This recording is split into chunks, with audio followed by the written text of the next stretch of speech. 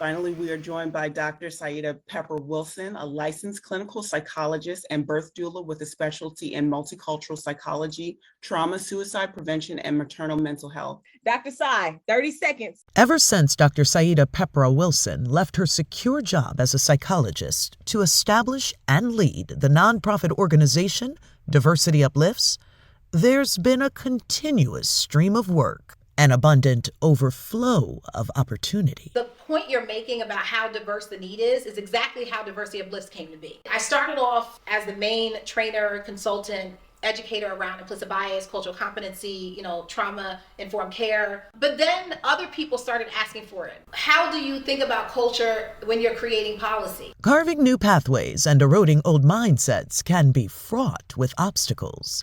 But Dr. Saida is determined to meet the moment and the challenge.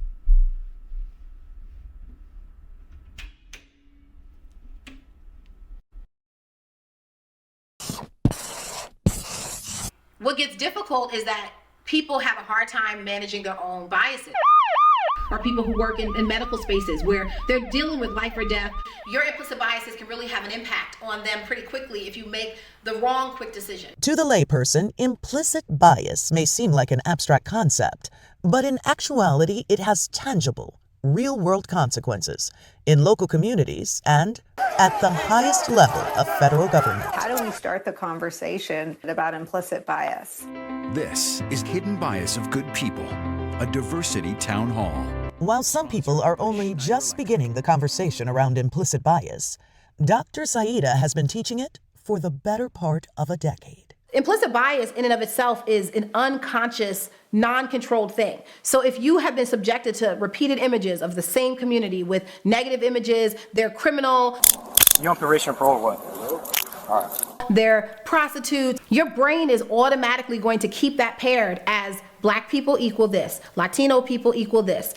You have anger issues or what? Now, what's scary is that providers, nurses, doctors, psychologists, their education doesn't protect them from implicit biases. So I've had to have this conversation with a lot of providers. They're like, I don't feel like I have biases and I don't feel like I'm racist because I've been right here with the people for 20 years. I said, I just want you to consider that your experience of all of the people of color that you're talking about was when they were in their most desperate space, when they were ill, when their families were frustrated, when they were scared. You're not talking to them at church, at the grocery store. You leave this hospital and go to your area and then come back and work in the community, and you think that means you know the people. You really have to be decolonized in your thinking. This isn't just about I'd like you to be better humans. When we get to Black maternal health, we're talking about people die.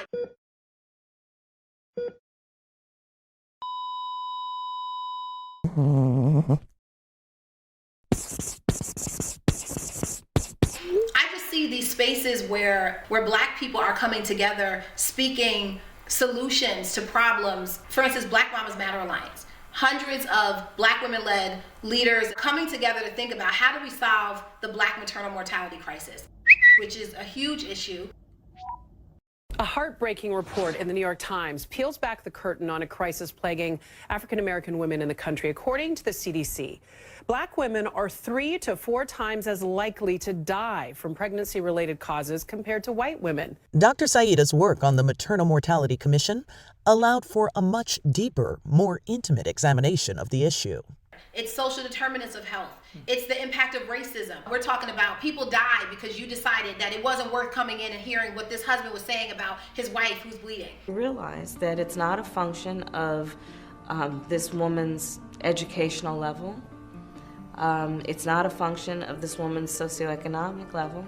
It is literally because of her race and because of the implicit bias that is in the medical health professions. And so we see a lot of disparity for a lot of different reasons with people of color. In the focus groups with Black Women, Birth and Justice, we did groups where women could talk about their experiences. And I've looked at a lot of the focus group reports from around the country. Black women are saying that they feel undermined. And it's been, there's been studies on implicit bias. They make different decisions when they work with people of color. They make different decisions when they work with Black women and birthing people. And so we wrote a bill that acknowledges the fact of implicit bias, requiring that medical schools, nursing schools teach these soon-to-be professionals about their bias. Diversity Uplifts played a key role in crafting maternal health legislation on both the federal and state levels. People called me and said, hey, Dr. Pepper, you do implicit bias training. What do you think about what we've written? We know the what, we know the why. This is the how. SB 65 is the how. And let's just sign this bill. And so when that bill came out, I was so proud because I was like, oh, I got to be a part of like building this thing that is now mandatory for everyone.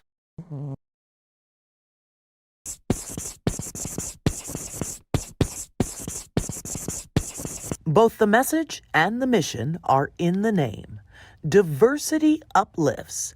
That is, diversity of thought, experience, background, ethnicity, gender, orientation, race, religion, even need. At Diversity Uplifts, we imagine a world where providers and systems are equipped with the skills and compassion to address all the diverse needs of a person. We not only envision it, we endeavor to create it. And through our direct service consulting and training nonprofit, our team tirelessly works to improve the well-being of marginalized communities and increase the cultural humility among the providers who serve them. To date, Diversity Uplifts advocacy work influenced the passage of several maternal health laws. Because founder and director Dr. Saida Pepra knows, a multi-dimensional problem requires a multi-pronged approach. So Diversity Uplifts has multiple aspects, right? Okay. So we've got Diversity Uplifts trainings. Mm-hmm. There's also Diversity Uplifts community work, direct service, supporting direct community, and then supporting providers. Like their community initiative, Frontline Doulas. Hi, I'm Chantel, and I'm a Frontline Hotline Doula, which offers Black California families no-cost doula services and Black community doulas fiscal support and training. In addition to Frontline Doulas, Diversity Uplifts partners with and fiscally sponsors Asian American, Native Hawaiian, and Pacific Islanders Lactation Collaborative of California, the Black Women Birthing Justice Collective, Roots of Labor Birth Collective, and the Sankofa Birth Workers Collective of the Inland Empire. So it's all centered to like, what do we do to make the whole world better?